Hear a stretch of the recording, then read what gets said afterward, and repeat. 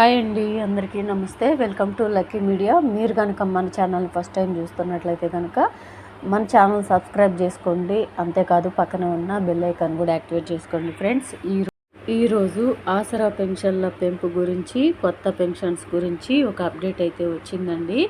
ఇక నిన్న నేను ఒక వీడియో పెట్టాను కదా, ఆసరా పెన్షన్ల పెంపు గురించి కానీ కొత్త పెన్షన్స్ ఇస్తారని కానీ ఆశ పెట్టుకోకండి. దాదాపుగా ఈ సంవత్సరానికి ఇంకా ఆశ లేనట్లే అని చెప్పేసి నిన్న ఒక వీడియో పెట్టాను కదా అండి. దాని గురించి ఇప్పుడు పూర్తి వివరాలు అయితే వచ్చినాయి. కాగ్ ఒక రిపోర్ట్ అయితే రిలీజ్ చేసిందండి. దానికి సంబంధించిన పూర్తి వివరాలు ఇప్పుడు మీకు చదివి వినిపిస్తాను. ఇదిగోండి, దానికి సంబంధించిన వివరాలు అయితే ఇక్కడ ఉన్నాయి. ఆదాయం అంతా జీతాలు వడ్డీలకి. కాగ్ తాజా రిపోర్టులో వెల్లడి. ఏప్రిల్ నెల ఆదాయం 16,473 కోట్లు. ఉద్యోగుల శాలరీసు, పెన్షన్స్, అప్పులపై వడ్డీలు, కిస్తీలకే 12,000 కోట్లు. మిగిలిన నిధులు ఆసరా పెన్షన్లు, ఇతర అత్యవసరాల నిర్వహణకు. తగ్గిన ట్యాక్స్ రెవెన్యూ, సంక్షేమ పథకాలకు సమస్య. చూడండి, ఇంకా పూర్తి వివరాల్లోకి వెళ్తే ఇక్కడ మనకి కావాల్సిన మ్యాటర్ వరకు నేను చదివి వినిపిస్తానండి. ఆదాయం అంతా జీతాలు. రాష్ట్ర ఆదాయం అంతా ఉద్యోగుల జీతాలు, అప్పుల కిస్తీలు, వాటి వడ్డీల చెల్లింపులకే పోతోంది. ఈ ఆర్థిక సంవత్సరం ఏప్రిల్ నెలలో రాష్ట్ర ఖజానాకు వచ్చిన రాబడిలో వీటికే పెద్ద మొత్తంలో చెల్లింపులు చేశారు. దీంతో సంక్షేమానికి తీవ్ర నిధుల కటకట ఏర్పడుతుంది. ఏప్రిల్ నెలలో అన్ని రకాలుగా కలిపి రాష్ట్రానికి 16,473 కోట్ల ఆదాయం సమకూరింది. ఇందులో 12,000 కోట్లకు పైగా నిధులు కేవలం జీతాలు, పెన్షన్లు, అప్పుల కిస్తీలు, వడ్డీల చెల్లింపులకే పోయాయి. మిగిలిన 4,500 కోట్ల ఆదాయంలో ప్రతి నెల ఇవ్వాల్సిన ఆసరా పెన్షన్లు, గ్రీన్ ఛానల్ కింద నిధులు మంజూరు చేయాల్సిన ఇతర కొన్ని ముఖ్య పథకాలకు ఖర్చు చేయగా, మరికొన్ని నిధులతో కాంట్రాక్టర్ల బిల్లులు చెల్లించారు.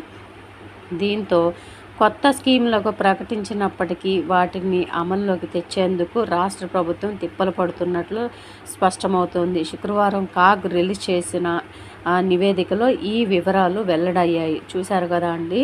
మరి ఇలాంటి అప్పుల పరిస్థితుల్లో ఇంకా మరి కొత్త పథకాలు కానీ, ఈ ఆసరా పెన్షన్ల పెంపు కానీ, కొత్త పెన్షన్లు కానీ ఇచ్చే అవకాశం అయితే లేనట్లే. మరి ఈ ఆర్థిక సంవత్సరానికైతే ఇలాగా రాబడి తక్కువ, ఖర్చులు ఎక్కువగా ఉన్నప్పుడు మరి అవసరమైన పథకాలు మాత్రమే రిలీజ్ చేయాలి. అంటే ప్రజలకు ఉపయోగపడే పథకాలు ఏమున్నాయో ముఖ్యమైనవి అలాంటివి రిలీజ్ చేయాలి. ఇప్పుడు ఆసరా పెన్షన్స్ ఉన్నాయి, కొత్త వాళ్ళ పెన్షన్స్ ఉన్నాయి. అలాంటివి వాళ్ళకి జీవన భృతిని చూపిస్తాయి. ఇక రాజీవ్ యువ వికాసం ఉంది అంటే వాళ్ళకి జీవన ఉపాధి చూపిస్తుంది. అంటే వాళ్ళు బిజినెస్ చేసుకోవడం వల్ల దాని మీద వచ్చే ఆదాయంతో వాళ్ళ కుటుంబాలు బాగుపడతాయి. అంతేకాని ఈ ఉచిత బస్సులు పెట్టడం వల్ల ఏమైనా ఉపయోగం ఉంటుందా? ఉపయోగం లేకపోగా మాలాంటి వాళ్ళని జుట్లు పట్టుకొని కొట్టుకోమంటారా? ఇలాంటి పథకాలు పెట్టారు మీరు అని ఆడవాళ్లే తిట్టుకుంటున్నారండి. అవసరం లేని పథకాలు ముందుగా రిలీజ్ చేసి అవసరమైన పథకాలని రిలీజ్ చేయడానికి ఇట్లా ఆర్థిక కష్టాలు ఉన్నాయని చెప్తున్నారు. మరి ఇక ఈ ఆర్థిక సంవత్సరానికి కంపల్సరీగా పెన్షన్ల పెంపు కానీ, కొత్త పెన్షన్స్ కానీ రిలీజ్ చేసే అవకాశం 100% లేనట్లేనండి. ఇక ఏదైనా ఉంటే వచ్చే సంవత్సరం విడుదల చేసే అవకాశాలు ఉంటాయేమో కానీ ఇంక ఈ ఆర్థిక సంవత్సరానికి ఆశ లేనట్లే. చాలామందికి నిన్ననే చెప్పానండి, క్యాబినెట్లో దీని గురించి చర్చ జరగలేదు. చర్చ జరిగి ఉంటే కనుక ఆ రిపోర్ట్ని రిలీజ్ చేసేవాళ్ళు గ్యారంటీగా. చర్చ జరగలేదు కాబట్టి నిన్న వాళ్ళు రిలీజ్ చేయలేదు ఎటువంటి న్యూస్ని కూడా.